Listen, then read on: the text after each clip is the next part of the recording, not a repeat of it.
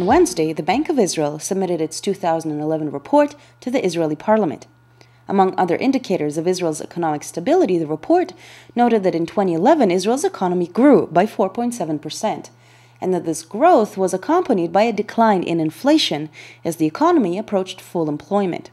At the Herzliya conference in February, the president of the Bank of Israel presented the International Monetary Fund's forecasts for the developed world for 2012.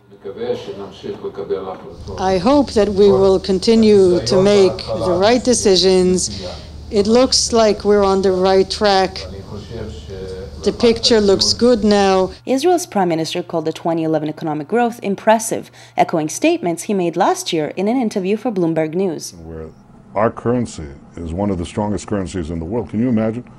At the end of the day, it requires our exporters and our companies to adjust to the fact that the Israeli economy has become a stronger economy. In 2010, Israel joined the OECD, the Organization for Economic Cooperation and Development, which is made up of 31 of the world's most developed nations. Before accepting Israel as a member state, the OECD published a review of the Israeli economy, noting that while it appears strong, Israel has one of the biggest gaps in the world between the rich and the poor. Last summer, hundreds of thousands of Israelis demonstrated in the country's biggest protests to date. They demanded social and economic equality, targeting much of their anger at the prime minister, whose economic policies, starting in his first term at the end of the 90s, helped shape the state of the current economy.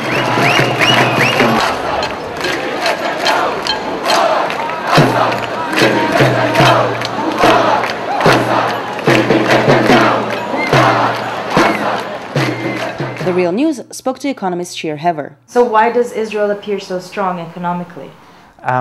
At the same time, the Israeli government has a very strong incentive to hide the extent of the social problems. They would rather tell a story of success despite security uncertainty and security problems.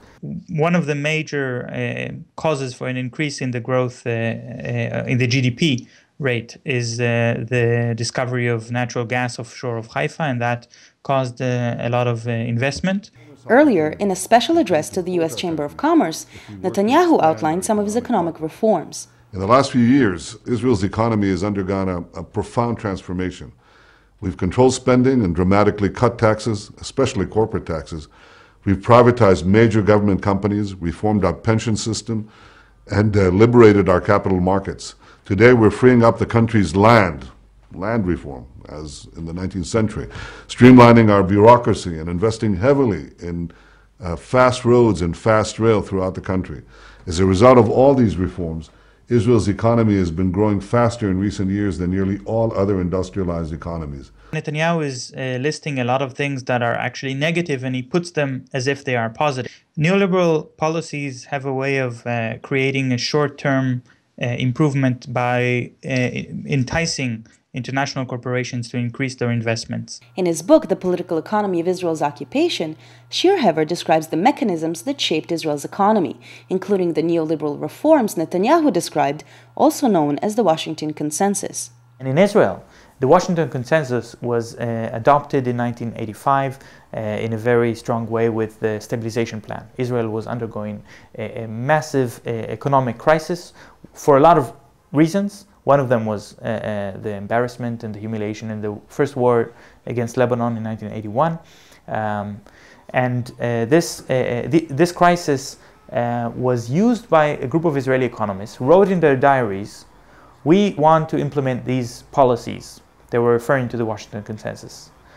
But the government, we don't have a political opportunity to do this. But now with the international crisis, with the economic crisis in the early 80s in Israel, we have our opportunity. We can convince the government that this is the only way to deal with the crisis.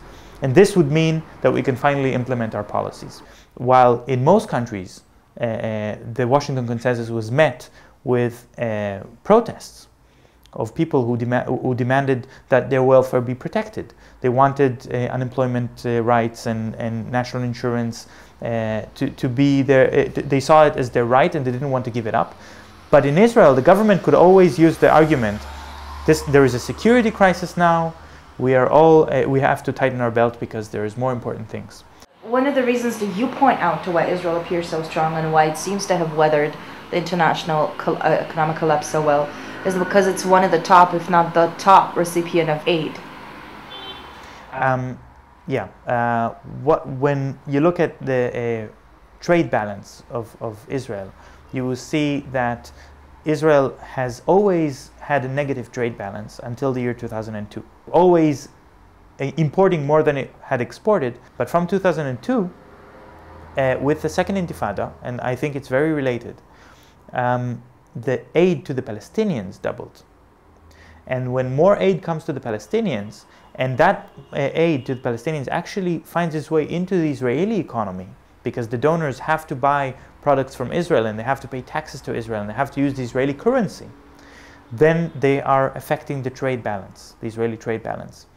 And the aid to the Palestinians is subverted by Israel and subsumed into the Israeli economy, and therefore Israel is able, since 2002, to run a trade surplus for the first time. Take into consideration the increase in prices, you see that the actual purchasing power of Israeli workers has decreased by 3% between the year 2000 and 2010. So that's actually negative growth. But of course, the GDP numbers that are being published, they don't really capture the increase in the cost of living, and they don't really capture what happens to the standard of living of people, because they measure things like the overall spending of companies and the overall sales of companies. A lot of that is actually in the military sector, in the security sector. This is something that normal Israelis don't enjoy and don't feel in their daily lives. And if you take that into account, actually the growth rate is not so high. For The Real News, I'm Leah Tirachansky in Tel Aviv.